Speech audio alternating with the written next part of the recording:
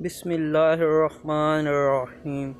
حضرت نظام الدین اولیاء رحمۃ اللہ علیہ بیان فرماتے ہیں کہ اجودن کے قریب ایک ملا صاحب رہتے تھے جنہیں اپنے ظاہری علم پر بہت ناز تھا، اور وہ اکثر بابا فرید رحمۃ اللہ علیہ کی مجلس میں اپنی علمیت کے قصے سناتے جنہیں آپ بے حد دلچسپی سے سنا کرتے۔ لوگوں کو ملا صاحب کا انداز برا لگتا، لیکن وہ احترام شیخ میں خاموش رہتے۔ ایک بار آپ نے پوچھا، مولانا اسلام کے کتنے رکن ہیں؟ ملا صاحب بولے، شیخ آپ نہیں جانتے؟ اس کا جواب تو کوئی عام مسلمان بھی جانتا ہوگا۔ اسلام کے 5 ارکان ہیں: توحید، نماز، روزہ، زکوٰۃ اور حج۔ آپ مسکرائے اور فرمایا، مولانا میں نے تو سنا ہے اسلام کا 6واں رکن بھی ہے، اور وہ رکن روٹی ہے۔ ملا صاحب ایک دم برک اٹھے، استغفر اللہ، آپ نے بالکل غلط سنا ہے۔ آپ نے تحمل سے فرمایا، لیکن میں نے تو معتبر اہل علم سے سنا ہے۔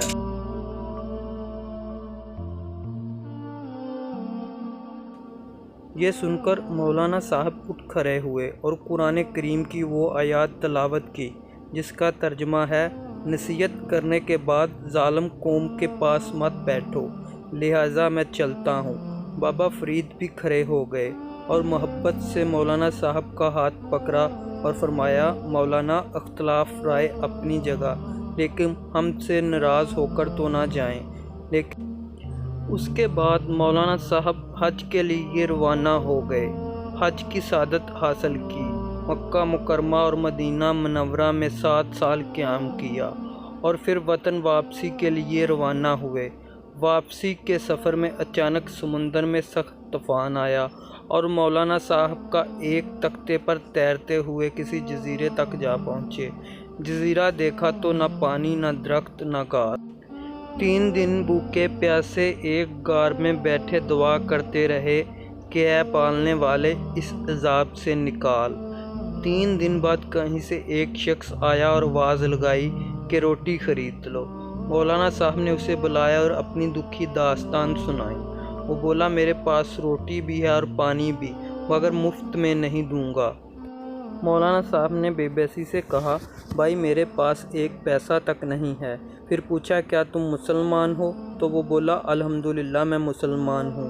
مولانا صاحب نے فوراً بھوکوں کو کھانا کھلانے کی روایات بیان کرنا شروع کیں تو وہ بولا، میں بھوکوں کو کھانا کھلانے کے ثواب سے واقف ہوں، لیکن رزق حلال کمانے کا حکم بھی اللہ نے ہی دیا ہے۔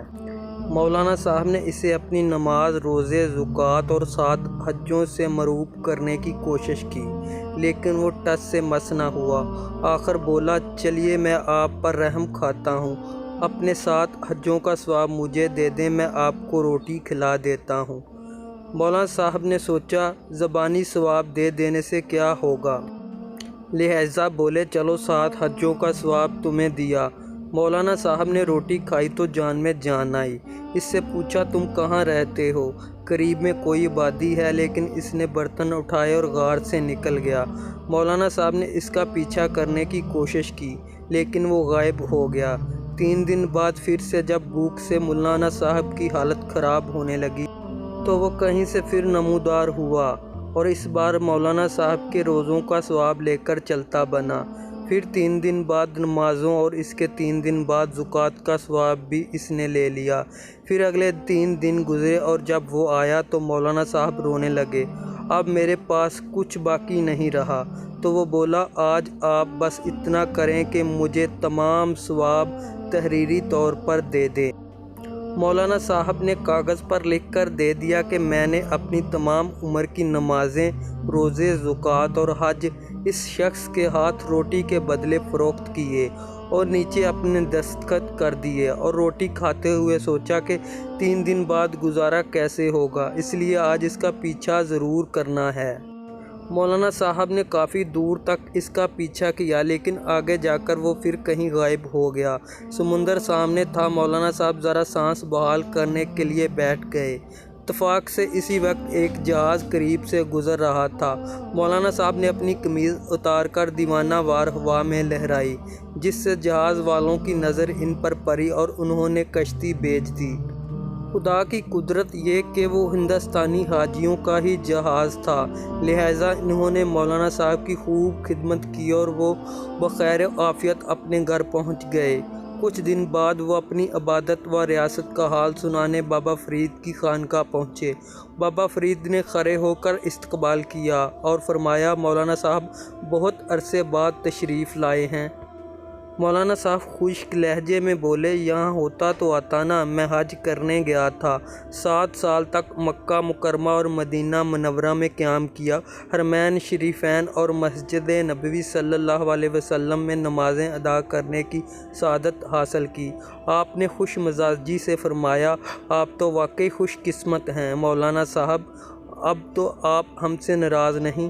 7 سال پہلے آپ ہم سے ایک چھوٹی سی بات پر ناراض ہو کر گئے تھے۔ مولانا صاحب بابا فرید کی عاجزی سے اور مغرور ہو گئے اور بولے، مجھے تو کچھ یاد نہیں، آپ یاد دلائیں تو شاید یاد آ جائے۔ آپ رحمۃ اللہ علیہ نے فرمایا، میں نے عرض کیا تھا کہ اسلام کا چھٹا رکن روٹی ہے اور آپ ہمیں ظالم قرار دے کر چلے گئے تھے، پھر بھی ہم آپ کو یاد کرتے ہیں۔ مولانا صاحب طنزیہ انداز میں ہنسے اور بولے، درویش اپنی کم علمی کے باعث اکثر ایسی باتیں کہہ دیتے ہیں، لیکن سچ یہی ہے کہ اسلام کا کوئی چھٹا رکن نہیں ہے۔ آپ رحمۃ اللہ علیہ نے فرمایا، میں کم علم ہوں، لیکن میں نے یہ بات کسی کتاب میں لکھی ہوئی دیکھی ہے۔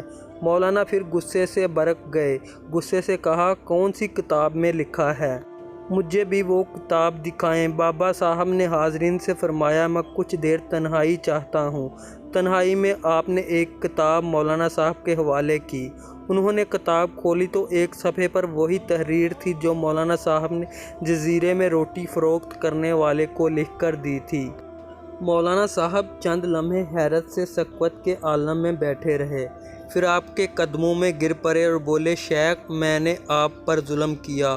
آپ رحمۃ اللہ علیہ نے محبت سے فرمایا، مجھے آپ سے کوئی شکایت نہیں۔